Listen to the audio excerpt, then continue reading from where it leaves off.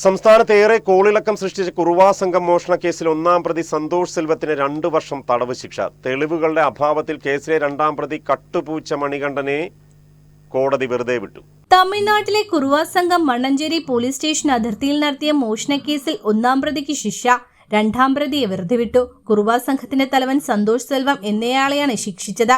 Alappuzha judicial first class magistrate കോടതിയാണ് ശിക്ഷ വിധിച്ചത്. 2 വർഷം തടവും 25,000 രൂപ പിഴയുമാണ് ശിക്ഷ. രണ്ടാം പ്രതി കട്ടുപൂച്ചൻ എന്നയാളെ കോടതി വെറുതെ വിട്ടു. ദൃക്സാക്ഷികളില്ലാത്ത കേസിൽ CCTV ദൃശ്യങ്ങളും മറ്റ് ശാസ്ത്രീയ തെളിവുകളും ഹാജരാക്കിയാണ് മണ്ണഞ്ചേരി പോലീസ് കുറ്റപത്രം സമർപ്പിച്ചത്. 17 സാക്ഷികളെ വിസ്തരിച്ചു. തേനിയിൽ നിന്നാണ് കട്ടുപൂച്ചനെ പിടികൂടിയത്. എറണാകുളത്തെ മരടിൽ വെച്ച് സന്തോഷ് സെൽവം പോലീസ് കസ്റ്റഡിയിൽ നിന്നും രക്ഷപ്പെടാൻ ശ്രമിച്ചിരുന്നു.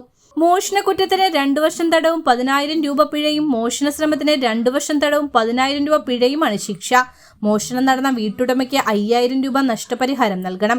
ശിക്ഷ ഒരുമിച്ച് അനുഭവിച്ചാൽ മതിയാകും. അതുകൊണ്ട് തന്നെ തടവ് 2 വർഷമായി മാറും. പ്രോസിക്യൂഷന് വേണ്ടി APP നടേശ്വരി ഹാജരായി. സന്തോഷ് സെൽവം കട്ടുപൂച്ചൻ പ്രതിയായി ഇനിയും 2 മോഷണ കേസുകൾ കൂടിയുണ്ട്. അതിലും വിധി വരാനുണ്ട്. സന്തോഷ് സെൽവം കഴിഞ്ഞ 22 മാസമായി ജയിലിലാണ്. ഇയാൾ ശിക്ഷാവിധിയിൽ ഈ കാലയളവ് കുറച്ചുള്ള ശിക്ഷ അനുഭവിച്ചാൽ മതിയാകും.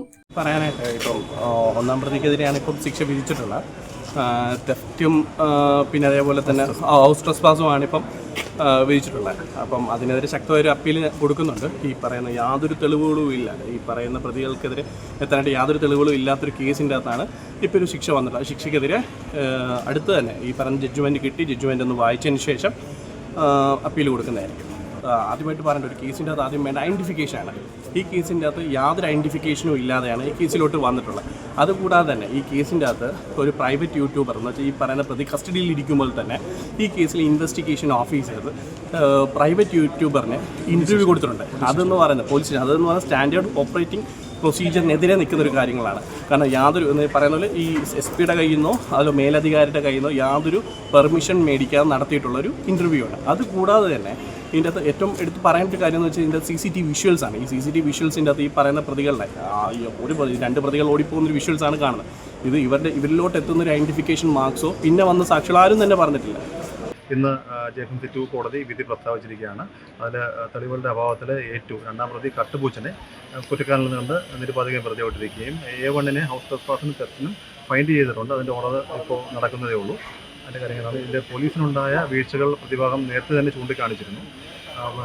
നടപടിക്രമങ്ങളുണ്ടായ കാര്യമായ വീഴ്ചകൾ പോലീസിൻ്റെ ഭാഗത്തു നിന്നുണ്ടായിരുന്നു.